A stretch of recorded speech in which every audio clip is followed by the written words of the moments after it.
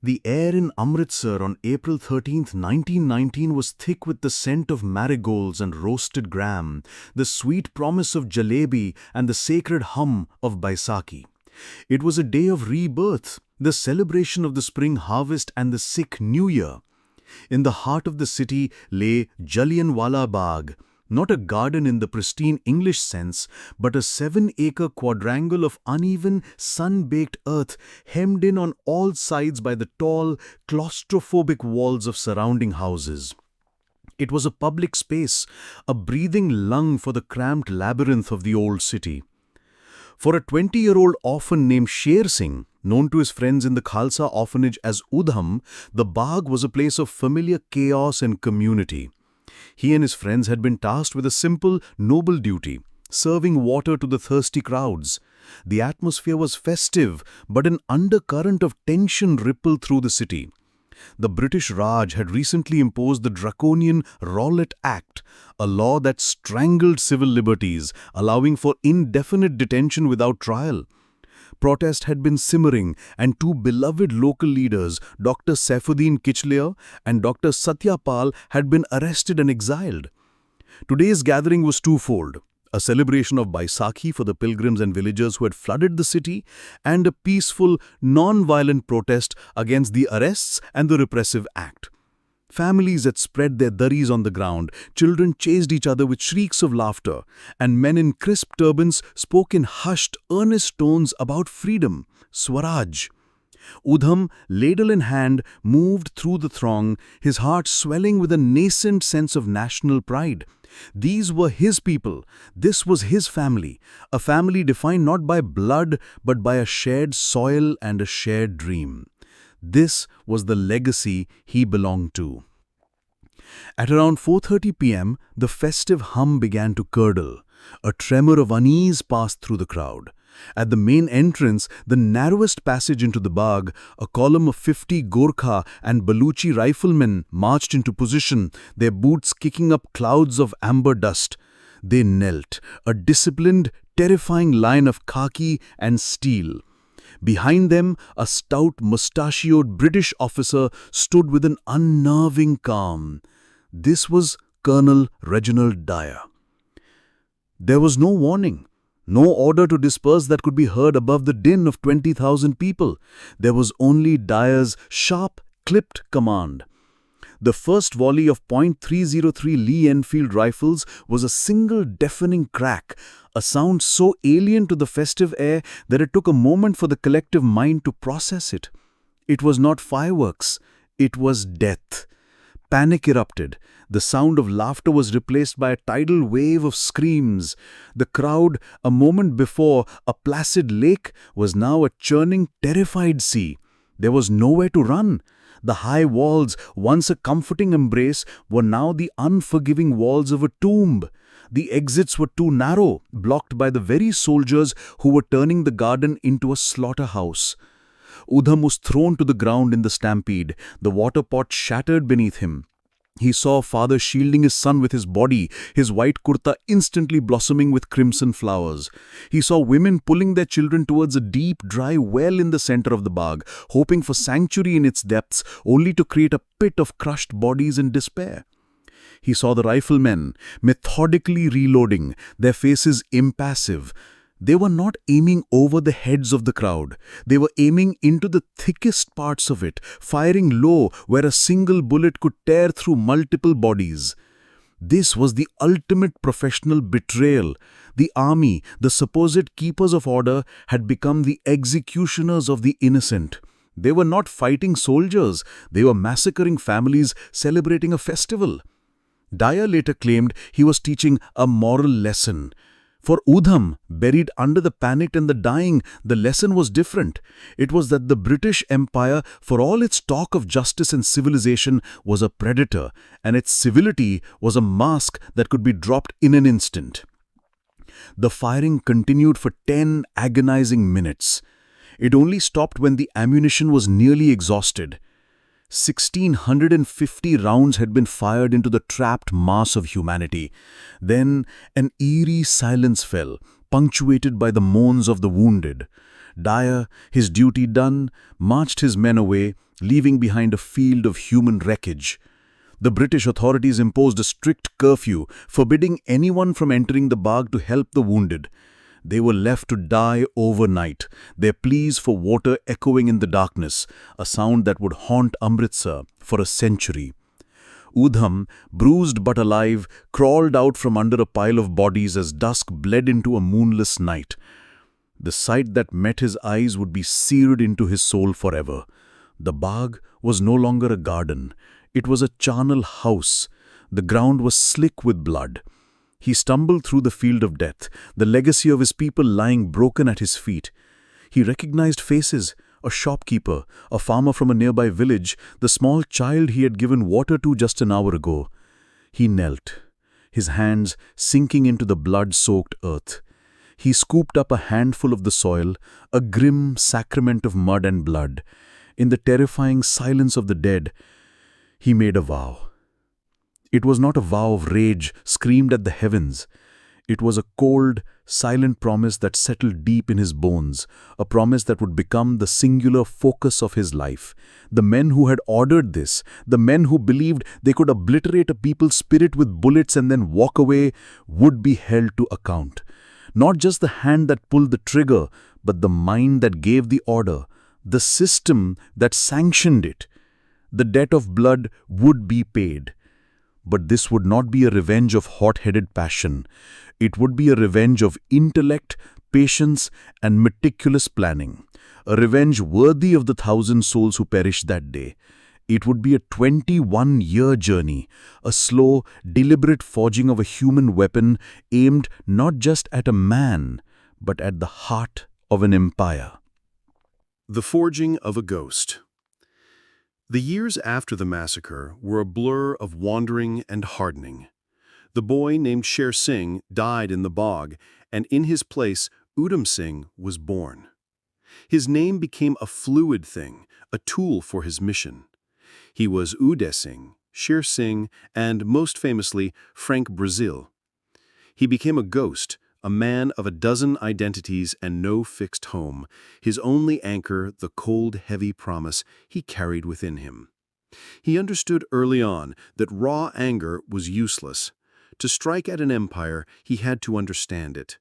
He had to move through its veins, learn its language, and use its own systems against it. His mission led him to join the Ghadar Party, a revolutionary group dedicated to Indian independence. Among these impassioned expatriates in America and Europe, he found a political and intellectual framework for his personal vow. His revenge was no longer just for the faces he saw in the bog, it was for the very idea of India. He traveled the world, a phantom on a single-minded quest. He worked as a laborer in Mesopotamia, a carpenter in California, and a welder in a Detroit factory. With every dollar he earned, he was buying time, buying proximity. He was a patient predator, studying his prey from afar. His initial target, of course, was Colonel Reginald Dyer, the butcher of Amritsar. But fate, or perhaps history, intervened. Dyer, ostracized by some in Britain but hailed as a hero by many more, succumbed to a series of strokes and died in 1927. He died in his bed, tormented not by guilt, but by the fear that he hadn't been ruthless enough. For many, this would have been the end. The object of hate was gone. But Udham Singh's revenge was more profound. He understood the architecture of power. Dyer was merely the tool, the bloody instrument of a policy. The true architect, the man whose signature had validated the massacre and whose subsequent words had defended it with chilling conviction, was still alive. This man was Sir Michael O'Dwyer. In 1919, O'Dwyer was the Lieutenant Governor of Punjab. He was a man steeped in the arrogance of colonial rule, a firm believer that the Indian people were a lesser race that understood only the language of force. When news of the massacre reached him, he not only endorsed Dyer's actions, but sent him a telegram that read, "Your action correct. Lieutenant Governor approves." In the years that followed, O'Dwyer never wavered. He became the public face of unapologetic imperialism, writing articles and giving speeches that justified the slaughter as a necessary and preventative measure.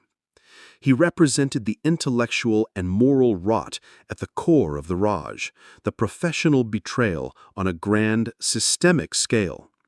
While Dyer was the hand, O'Dwyer was the cold, calculating brain. To kill Dyer would have been an act of rage. To hold O'Dwyer accountable was an act of justice. He was the new target. In the mid-1930s, Udham Singh's long pilgrimage finally led him to London, the belly of the beast.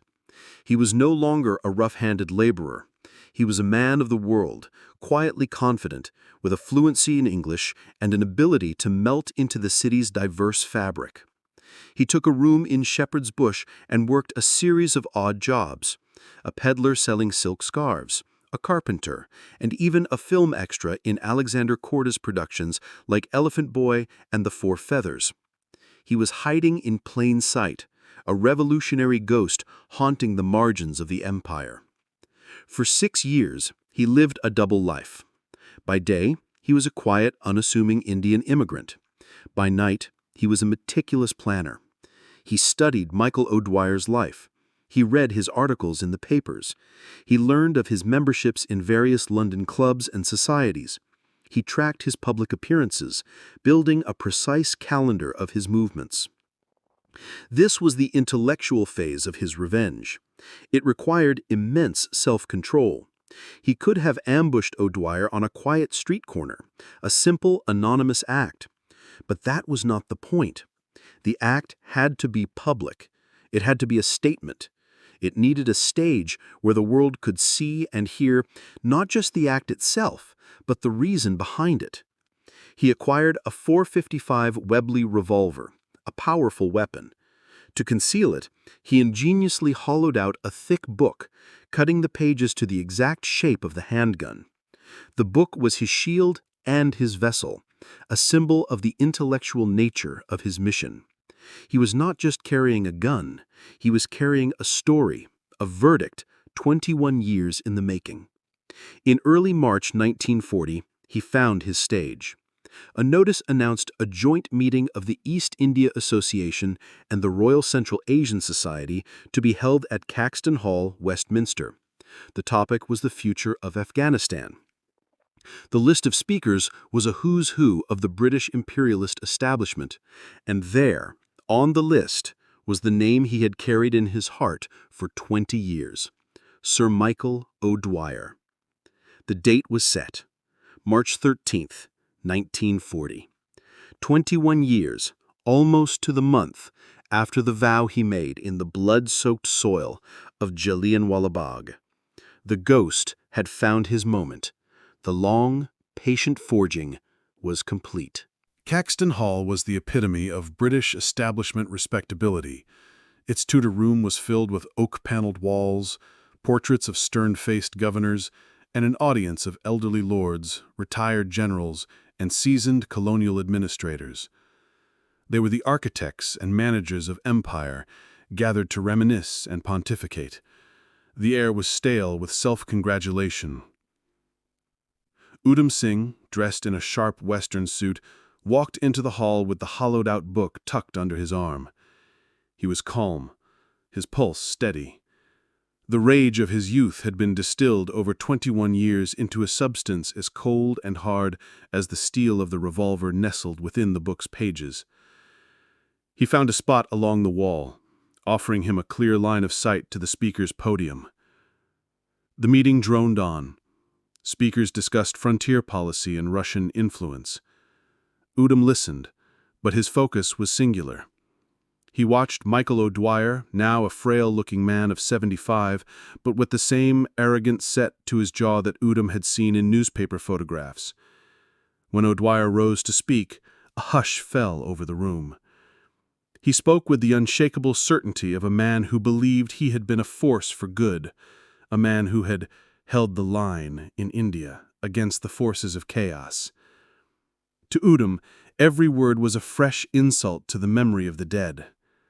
O'Dwyer was not just unrepentant, he was proud. He was the living embodiment of the professional betrayal, a man who had presided over a massacre and called it duty. As the meeting concluded, people began to mingle. O'Dwyer, basking in the praise of his peers, stood near the podium. This was the moment. Udham Singh moved forward, his steps measured and deliberate. He was not a frantic assassin. He was an executioner delivering a long-delayed sentence. He closed the distance to O'Dwyer, who was turned away from him, speaking to Lord Lamington and Sir Louis Dane. He opened the book, his hand closed around the familiar grip of the Webley. He raised the gun. 2 shots, fired in quick succession, echoed like thunder in the stuffy hall.